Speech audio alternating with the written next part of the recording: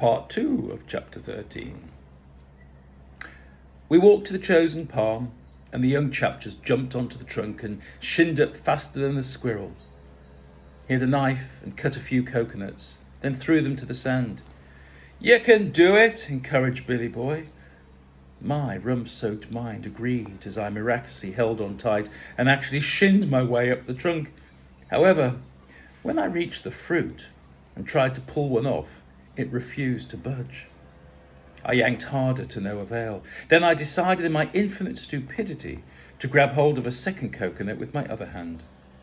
There I was, trying my best to pluck my plunder, when suddenly both nuts released their hole from the palm at the same time, and I fell, flat on my back to the sand below. That rum was a saviour.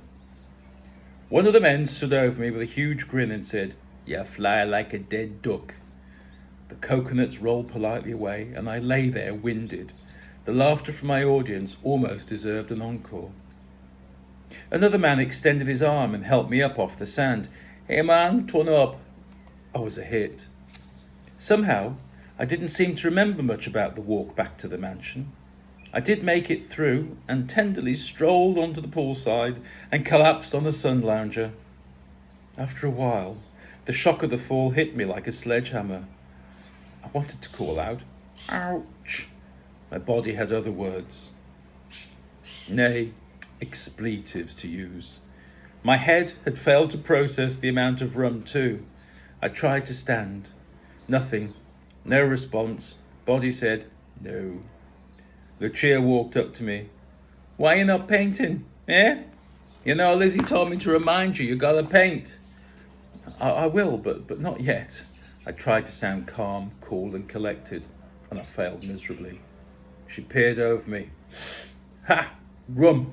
You're drunk off rum and you smell bad." She sucked through her teeth and shook her head. "I fell out of a palm." I tried to defend my state. It was pointless. "You fool idiot. You deserve it." And she walked off. I was left to lick my wounds and my pride, so it seemed. Later that evening, and well past the mosquito biting time, Lizzie asked me to sit down as she had something important to discuss. I was curious. Perhaps a solo exhibition in somewhere really cool. I didn't know. The sitting part was easy. I still ate. "Look here, you. I can't have you falling out of trees and acting like a friggin' idiot." Well, that was a good opener. She continued, "Until we have the exhibition I'm planning, you will behave yourself. Oh, and by the way, nothing personal, but I've decided it's no more bonking. For now, anyway." There goes the train. I said nothing at first. I just looked at her and then tilted my head to the side. "No more bonking? What sort of statement is that?" Lizzie stuck her tongue out at me. "Simples. Sex is off the menu. We are professional as from now. Savvy?" "Serious? Just like that? I mean, didn't bloody realise I was being amateurish all this time." Was I offended? I wasn't quite sure. Well, how about one last soiree, then quits? It was worth a try. She was about to say something when Lucia joined in. "You listen to Miss Lizzie." That's all she said, and then turned and left again. She must have been earwigging all along. "Right, so business as usual, no fringe benefits, and all work, eh?" What a life. I need a drink. That evening, I slept alone in my room. I say slept, but the pain was incredible. So I dozed once or twice, then not too subtly, I rolled around the bed to find a comfortable place to park my injured body, not forgetting my head.